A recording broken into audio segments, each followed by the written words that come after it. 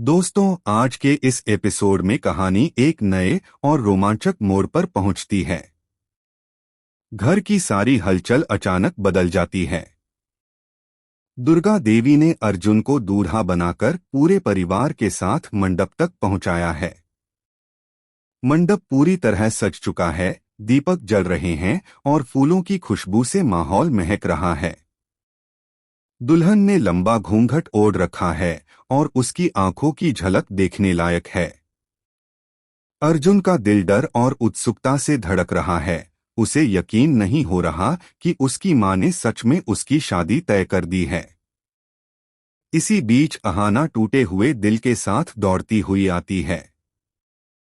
वह अर्जुन के सामने हाथ जोड़कर रोते हुए कहती है, मुझे माफ कर दीजिए। मैंने कभी इस रिश्ते को बचाने की कोशिश नहीं की। अर्जुन भी उसे गले लगाना चाहता है, लेकिन दुर्गा देवी उसे रोक देती हैं और अहाना को धीरे से मंडप में बैठा देती हैं। इस क्षण में पूरा माहौल सस्पेंस और तनाव से भर जाता है। मंडप में दो तरफा नजारा है, एक तरफ घूंघट वाली दुल्हन, दूसरी ओर अहाना के आंसू। पंडित फेरे शुरू करते हैं।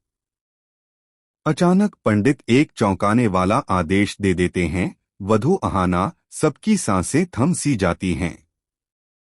पोल्टू जोर जोर से चिल्लाता है, लेकिन दुर्गा देवी उसे शांत करा देती हैं। और फिर वह पल आता है जिसे देखने के लिए सभी बेसब्री से इंतजार कर रहे थे। दुल्हन का घूंघट धीरे धीरे उठता है। सामने एक सजीधजी मूर्ति खड़ी है।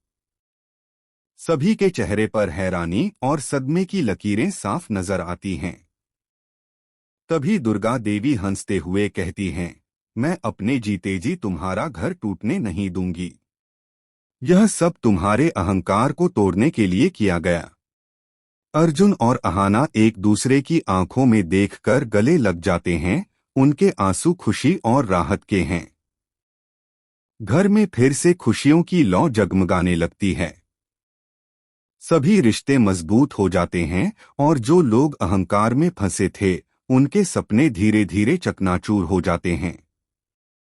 इस घटना के बाद परिवार के सदस्य एक दूसरे के करीब आते हैं। सभी भावनाओं की गहराई को महसूस कर रहे हैं। अब घर में प्यार और अपनापन फिर से लौट आता है।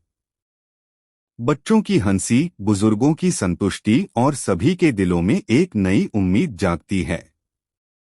अर्जुन और अहाना का रिश्ता अब और मजबूत हो चुका है। दुर्गा देवी की सूझबूझ ने परिवार को एक नया सबक दिया है कि अहंकार और झूठ से कभी खुशियां नहीं मिलती। इस